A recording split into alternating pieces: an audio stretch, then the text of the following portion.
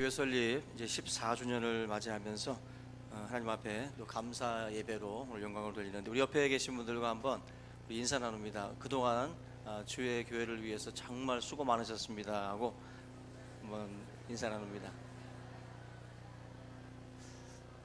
할렐루야. 예, 정말 많은 분들의 또 수고와 눈물과 기도로 우리 충신교회가 또 여기까지 오게 된 줄로 믿습니다. 우리 하나님께 박수로 한번 영광 돌릴까요?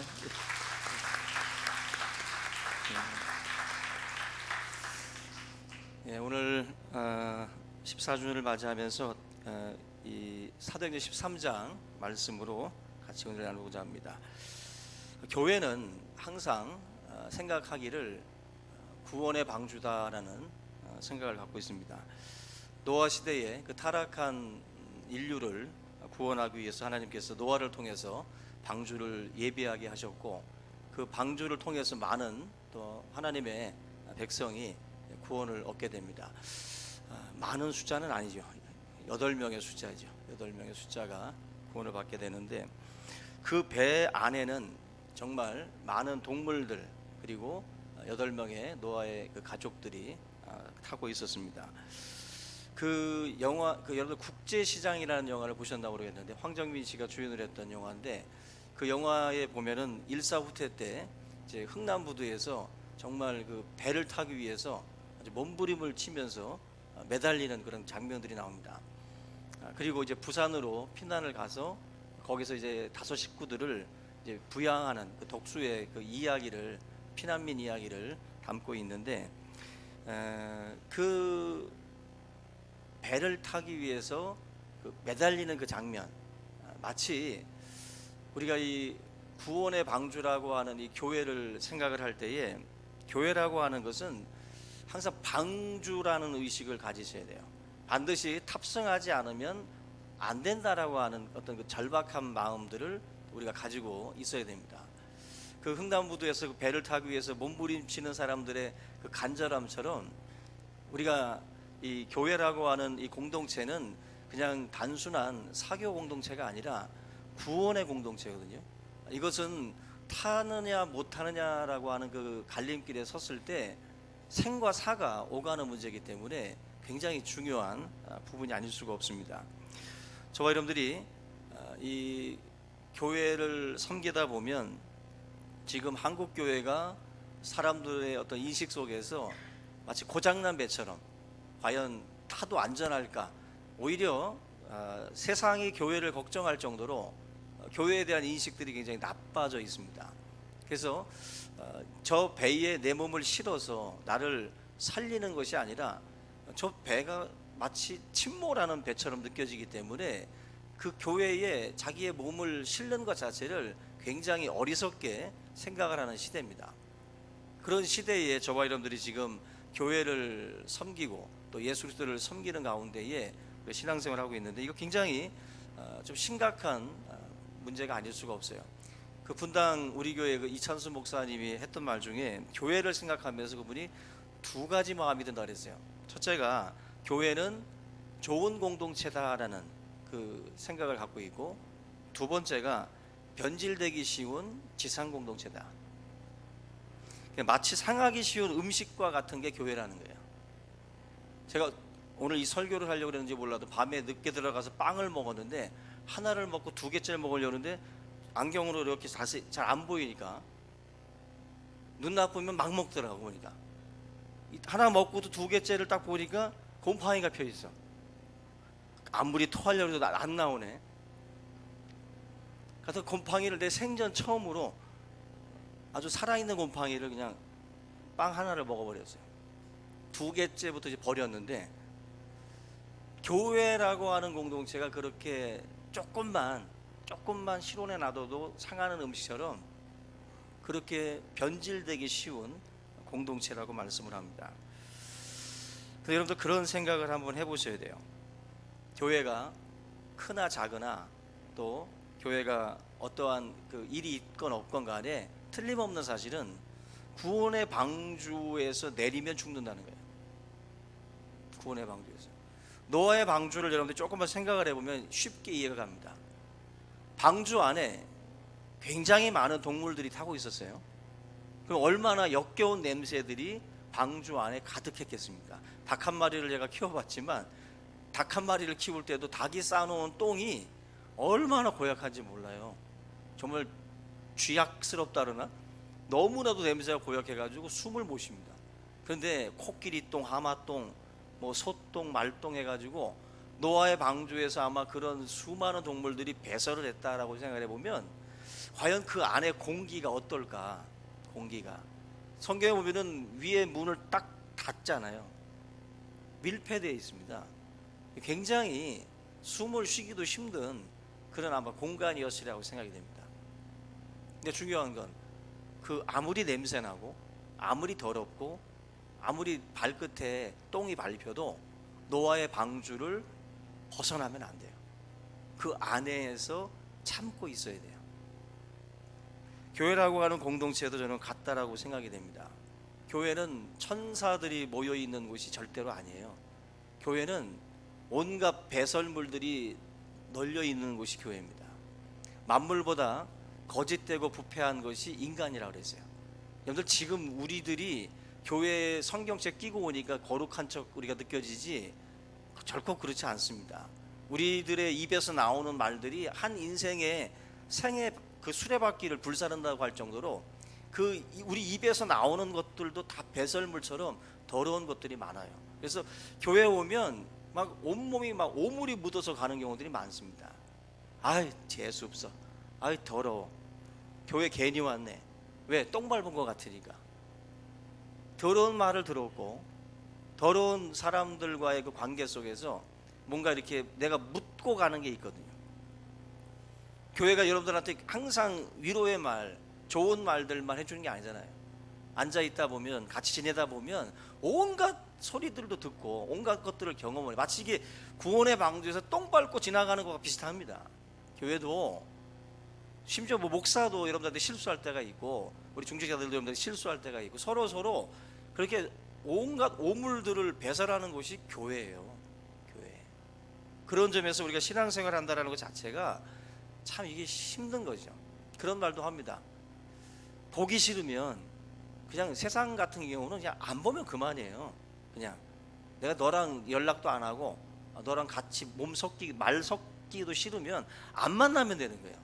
안 만나면 안 가면 되고. 근데 교회가 그렇습니까?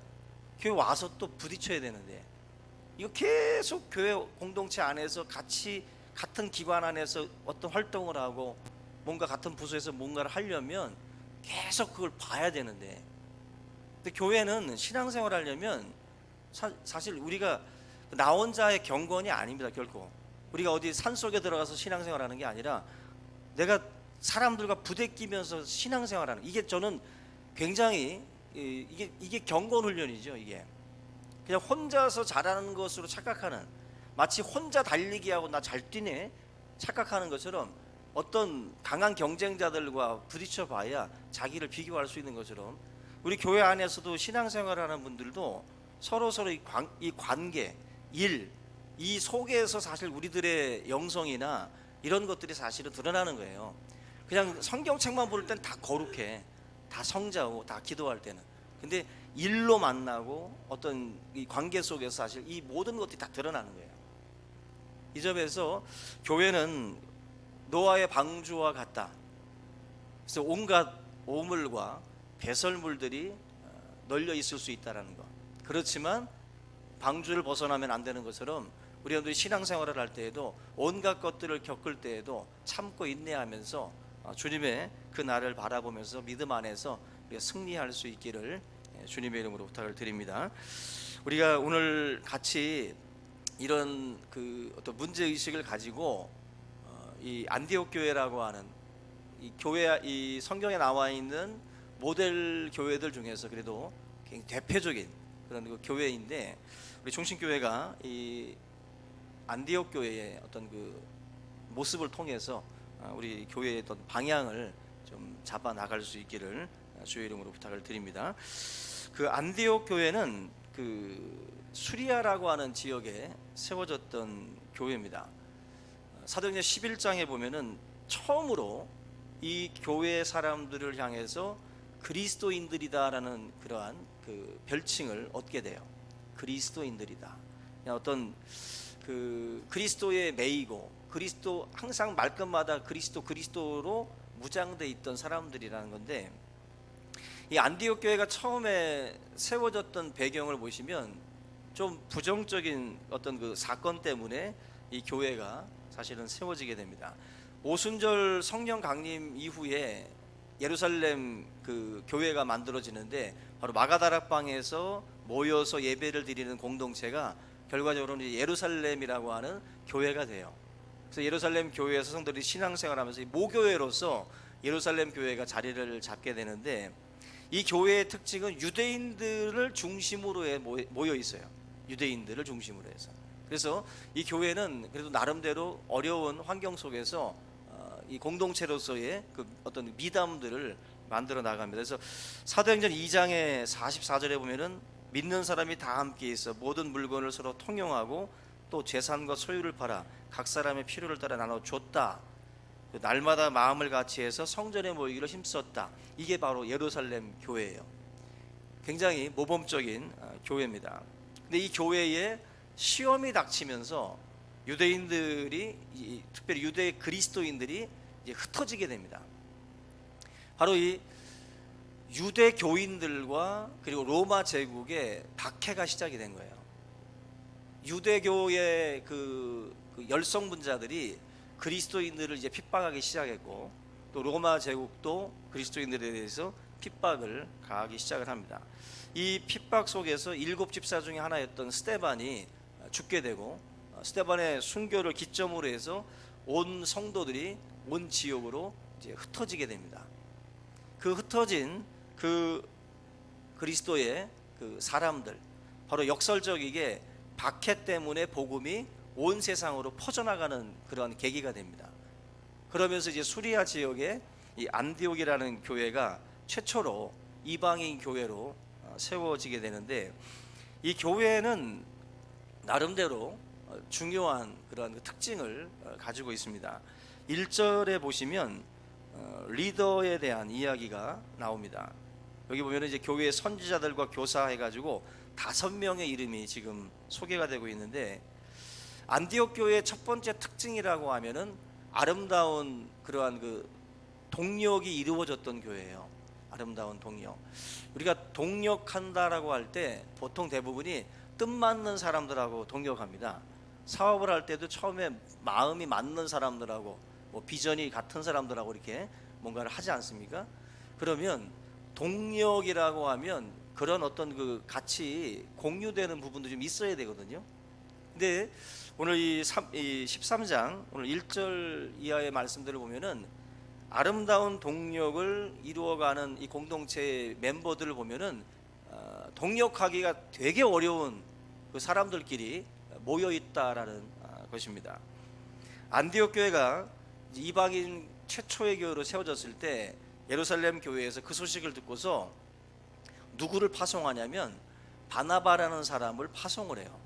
바나바라고 하는 그 사도 바울을 전도했던 그 바나바를 귀의시켰던 그 바나바를 이제 안디옥으로다가 파송을 해서 최초의 안디옥 교회 담임 목사처럼 이 바나바가 사역을 시작을 하게 됩니다. 바나바는 여러분들 자기 밭을 팔아서 가난한 자들에게 나누어 주고 권위자, 위로자 해가지고 굉장히 좀 부드러운 성격의 소유자라고 생각하시면 돼요. 그래서 바나바와 같이 격했던 그 사람도 모든 예루살렘 교회 지도자들이 그 반대했을 때 사도 바울을 품었던 사람이 바로 이 바나바예요. 그래서 이 바나바를 안디옥에다가 리더로다가 파송을 하게 됩니다. 그래서 안디옥 교회의 지도자 그룹의 첫 번째가 바로 이 바나바라는 것입니다. 레위인이었고 나름대로 재력도 있었고 어떤 이 인품도 가지고 있었던 사람이 바로 바나바예요.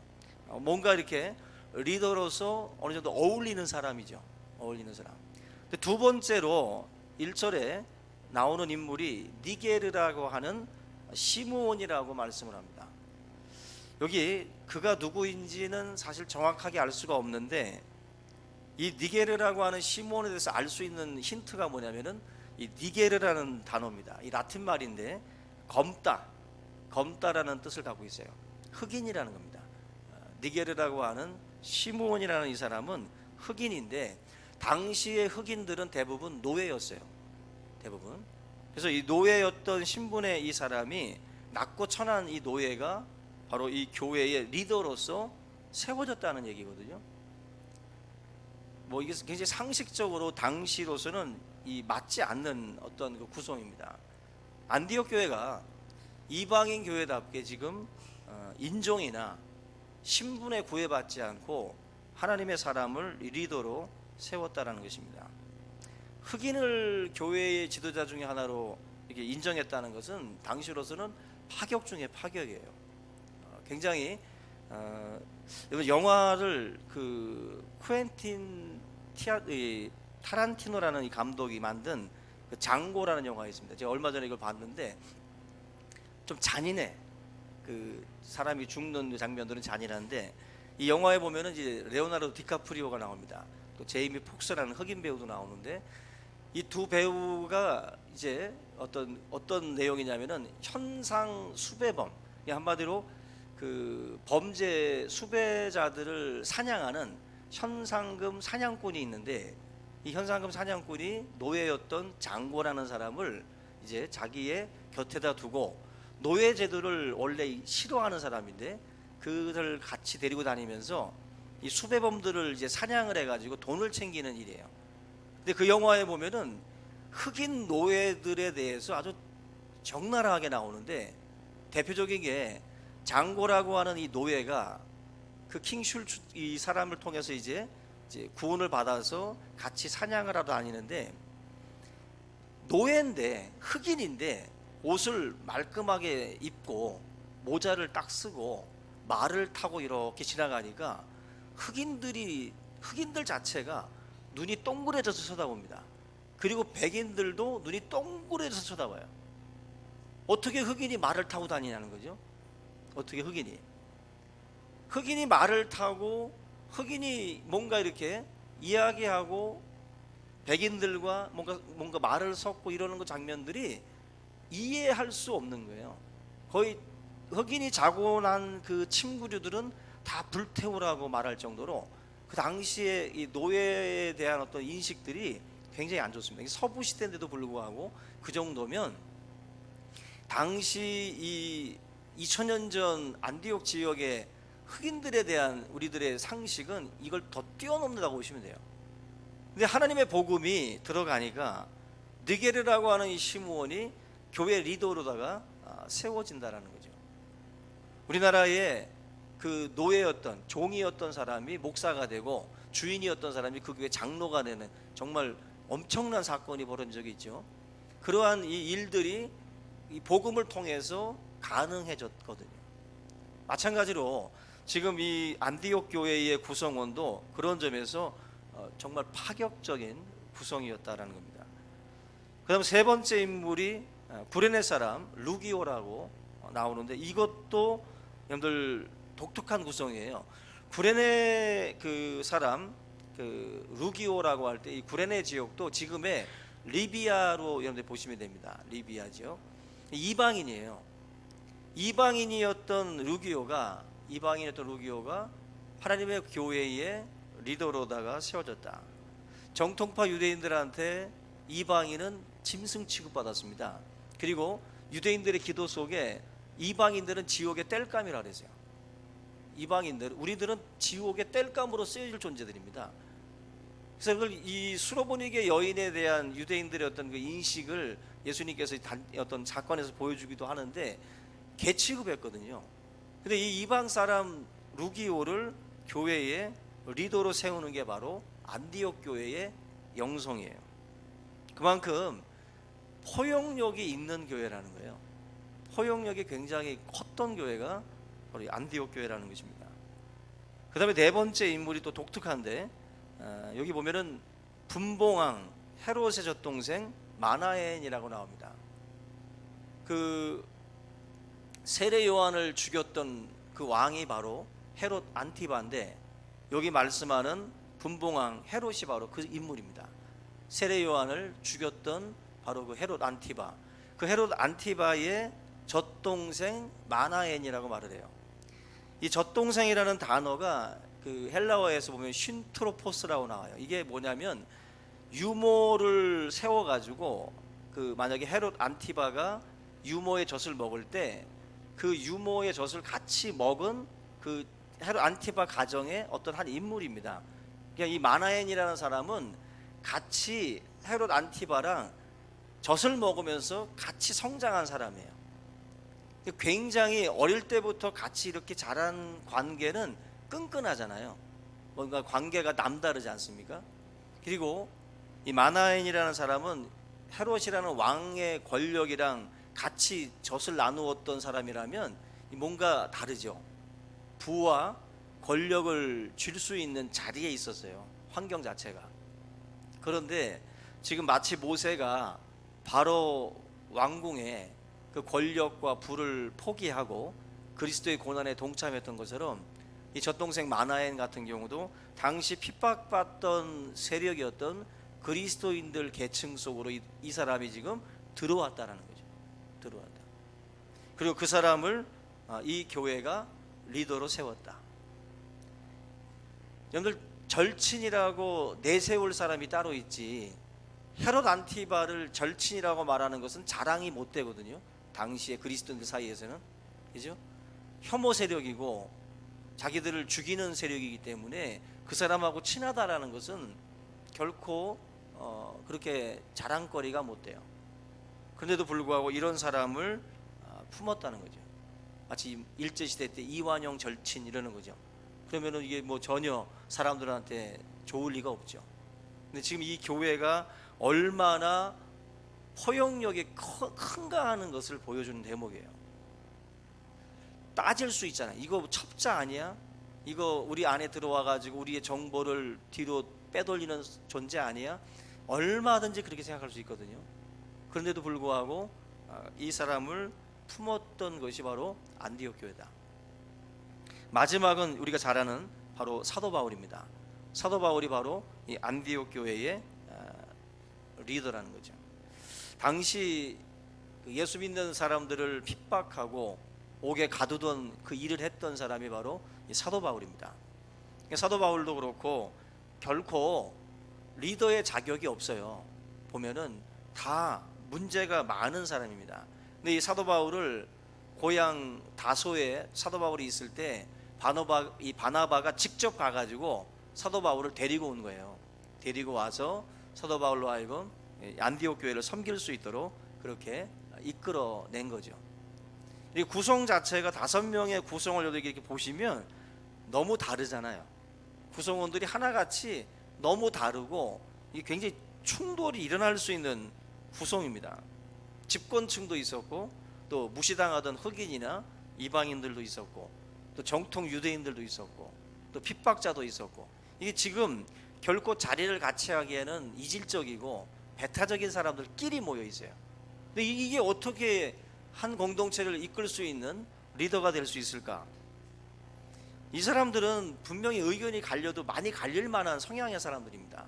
그런데 이들이 이렇게 성령 안에서 하나가 될 수 있었던 것도 아마 하나님의 은혜의 어떤 그런 그 역사, 그리고 이들이 자신의 생각이 아니라 하나님의 말씀의 그 권위 앞에 모두가 다 순종했기 때문에 가능했던 일이다라고 생각이 됩니다. 우리는 생각이 다 달라요. 그래서 생각들이 워낙 많이들 다를 수 있는데 하나님이 주시는 그런 그 말씀과 기도를 통해서 우리들이 하나가 될 수 있다라는 거죠. 여기 보면은 그 누가가 이 안디옥 교회의 이 영적 지도자들의 이름을 이렇게 거론하는 것 자체는 분명한 의도가 있는 거예요. 분명한 의도를 갖고 우리들에게 계층과 인종, 신분 뭐 이런 것들에 전혀 구애받지 않고 교회가 하나가 됐다라는 것을 우리에게 보여주고 있습니다. 우리 충신교회가 참된 교회가 되기 위해서도 첫째로 포용력이 있어야 됩니다. 포용력이 있어야 되고, 교회가 정말로 하나가 되려면 하나님의 말씀과 기도와 성령에 민감해야 돼요. 그래야만이 우리들의 생각과 우리들의 사고로 인해서 부딪히지 않고 하나님의 말씀 안에서 하나된 모습으로 안디옥 교회와 같이 갈 수가 있다라는 것입니다. 지금 결론적으로 이 5명의 사람들이 함께 갈 수 있었던 이유가 2절에 나오는데, 2절 말씀 보시면 주를 섬겨서 금식할 때에 성령께서 이르시되, 이 주를 섬긴다라는 말은 그 서비스, 예배를 말해요. 예배를 드리는, 월십입니다. 월십. 예배를 드리는 그것을 말합니다. 예배를 드릴 때, 또 금식할 때 성령께서 그들에게 말씀하셨다라는 것입니다. 결국 교회는 예배를 통해서 하나님의 임재를 느끼고 또 하나님의 뜻을 또한 깨달아 알게 되는 것이거든요. 그리고 여기 보면 이제 금식이라는 말씀이 나오는데, 금식은 음식을 절제하는 겁니다. 우리들의 정욕 중에 식욕이라는 게 있죠. 그런 식욕, 내가 나의 욕심과 내 몸이 요구하는 그것을 절제하는 거죠. 욕심 중에 한 가지를 우리가 절제하고 죽이면서 하나님의 음성을 또한 기대하는 건데, 우리가 하나님의 것을 받으려면 내 손에 있는 것들을 펴야 돼요. 내가 쥐고 있는 이상 하나님께서 줄 수 없습니다. 결국 금식한다라고 하는 것은 어떤 상징성이 있어요. 하나님의 뜻을 받기 위해서는 우리의 어떤 욕심이나 이런 생각들을 내려놓는 거예요. 내려놓을 때 하나님의 뜻이 선명해지는 겁니다. 하나님의 뜻이. 근데 우리가 우리의 정욕과 우리의 생각을 내려놓지 않으면 하나님의 뜻이 우리에게 비춰진들 그것에 대해서 순종할 수 없죠. 오늘 가운데도 기도하다가 보면은 하나님 뜻대로 살겠다고, 하나님의 뜻을 보여달라고 기도하는데, 하나님은 너가 버릴 준비가 됐느냐, 내려놓을 준비가 됐느냐라고 물으십니다. 하나님의 뜻은 항상 좋은 게 아니거든요. 우리에게 여러 가지 환난과 핍박이 기다리는 그 길이 하나님의 뜻일 때도 있어요. 내가 비천에 처하는 것이 하나님의 뜻일 때도 있고, 내가 질병 가운데 있는 것도 하나님의 뜻일 수가 있고, 부함 속에, 가난함 속에, 이 다 하나님의 뜻이 어떻게 역사할지 우리는 몰라요. 근데 그걸 준비하지 않고 뭔가 내려놓을 준비가 되어 있지 않은 상태에서는 하나님의 뜻이 아무리 우리에게 말씀된들 받을 수가 없는 거죠. 지금 이 안디옥 교회는 주를 섬겨 금식하는 가운데에 성령께서 말씀하셨고, 거기에 이 교회가 순종을 했다라는 것입니다. 말씀하신 내용을 보시면 뭐라고 말씀을 했습니까? 내가 불러 시키는 일을 위하여 바나바와 사울을 따로 세워라. 이게 하나님의 뜻이었어요. 바나바와 사울은 안디옥 교회의 핵심이에요. 가장 귀중한 일꾼입니다. 바나바와 바로 이 사울은. 근데 하나님의 뜻이 뭐예요? 이 두 사람을 따로 세워서 파송하라는 거예요. 파송해라. 내 욕심과 내 생각을 내려놓지 않으면 받아들일 수 없는 제안이에요. 우리 교회에서도 그런 식이죠. 하나님의 뜻이 우리가 우리의 욕심을 내려놓지 않으면 받아들일 수 없는 제안입니다. 이거 정말 소중한 일꾼을 뺏긴다라는 거, 보낸다라는 거 힘든 거거든요. 하나님께서 지금 이 말씀 속에서 답을 주시는데, 다른 사람도 아니고 지금 이 중에 니게르라 하는 시므온과 구레네 사람 루기오도 아니에요. 마나인도 아니라고. 처음과 끝에 자리하고 있는 바나바와 이 사울을 딱 하나님이 뽑아냅니다. 이 둘을 딱 뽑아내 가지고 보내라는 거예요. 따로 세워서. 우리가 이 신앙생활을 할 때 지금 이 안디옥 교회가 하나님께 인정받고 쓰임받은 이유가 여기에 있어요. 결국 성령이 충만한 교회다 보니까 하나님의 뜻에 순종하고 이 두 사람을 외지로, 선교사로 이제 파송을 하게 됩니다. 이 구원받은 하나님의 사람들에게 이 전도의 명령을 주시는 건데, 저와 여러분들도 이 복음을 위해서 하나님께서 말씀하실 때 우리가 우리의 욕심과 생각을 내려놓지 않으면 주의 뜻을 알 수가 없어요. 그래서 여러분들 하나님의 뜻을 알기 원하면 금식도 해보시고 또 내 욕심과 내 생각을 내려놔야 돼요. 그래야 하나님의 뜻을 붙잡을 수 있습니다. 그 철로 역정이라고 하는 역작을 썼던 존 버년이 백주에 큰 길에서 개 가죽을 뒤집어 쓰고 개처럼 막 이제 기고 지저대고 막 그랬습니다. 사람들이 미친놈인가 싶어가지고 다들 한 사람 두 사람 모여들기 시작을 해요. 그럴 때 막 계속 지저댑니다. 사람 군중들이 한 10명 100명 막 모여드니까 그때 개 가죽을 벗고 복음을 전한 사람이 바로 존 버년이에요. 사람들에게 이 복음을 전하기 위해서 그 흉한 꼴을 보여주면서 관심을 집중시켜 놓고 그리고 복음을 전했어요. 그만큼 열정과 열심이 이 존 버년에게 있었기 때문에 그런 또 역작도 나오게 된 거죠. 여러분들, 하나님 앞에 진정한 그리스도인이요 진정한 성령의 충만함을 덧입은 사람들이라면 이 안디옥 교회와 같은 열정과 열성을 가져야 돼요. 그래서 저와 여러분들이 땅 끝까지 우리가 하나님의 이 복음을 위해서 나아가야 되겠죠. 부모님들이 자녀를 낳으면 똑똑한 놈은 어디로 보내고 싶으세요? 신학교를 보내고 싶으세요? 서울대를 보내고 싶으세요? 보통 대학 떨어지면 너 신학 가라, 하나님이 부르신다. 그래서 똑똑한 아이들은 일반 대학교 서울대나 어디 좋은 데 보내고, 그리고 좀 후질구레하면 신학해라. 하나님이 지금 이 안디옥 교회의 이 샘플을 딱 보세요. 하나님은요 하나님의 영광을 위해서 최고의 사람들을 뽑았어요. 사실 그 외국 교회 같은 경우는 우리나라에 파송됐던 선교사들은 당대의 엘리트들이에요. 다 뭐 옥스퍼드, 캠브리지 다 나온 사람들이에요. 다 우리나라에 왔던 선교사들은 우리가 생각하는 우리나라의 이런 뭐 어떤 군소신학교 나오신 분들이 아니라 최고의 엘리트들만 왔어요. 근데 우리나라는 사실 이 신학을 이제 보낼 때 그러한 어떤 그 엘리트들을 보내는 것을 부모들이 아까워합니다. 너는 돈 벌어야 돼. 너는 권력을 쥐어야 돼. 너는 뭔가 해야 돼. 우리 여러분들이 하나님 앞에 이 안디옥 교회가 얼마나 힘든 결정을 한 줄 아시겠죠? 우리 부모들도 그런 마음일진데 교회도 마찬가지예요. 교회도 좋은 일꾼, 좋은 인재들은 밖으로 돌리기 싫거든. 그냥 개밥그릇은 이 집안에 줄 수 있어도 좋은 거는 그렇게 쉽게 못 돌려요.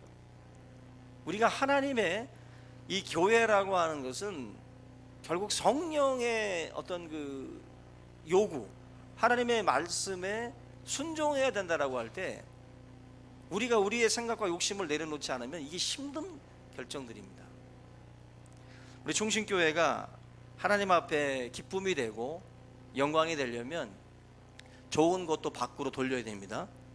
아멘. 어쩔 수 없는 거예요. 그래서 우리 교회에서도 정말 좋은 일꾼들, 그래서 뭐 목회자가 됐잖아요.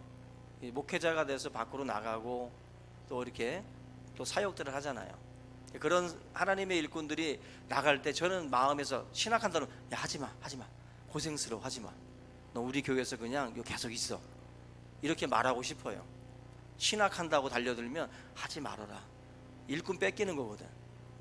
신학하면 우리 교회에 남아있을 수가 없어요. 무조건 가야 돼. 우리가 그런 점에서 그런데도 불구하고 하나님의 사람들을 부르시는 걸 보면 기꺼이 보내야 돼요. 우리 여러분들 정말 이 안디옥 교회와 같이 여러분들 가정도 마찬가지입니다. 좋은 아들이 있으면 신학 보내시기 바랍니다. 아멘이 없네. 전혀 없네.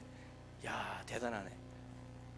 좋은 아들들, 정말로 지혜로운 아들들, 한국교회 욕하면서도 좋은 아들들을 신학 보내기 싫어하죠.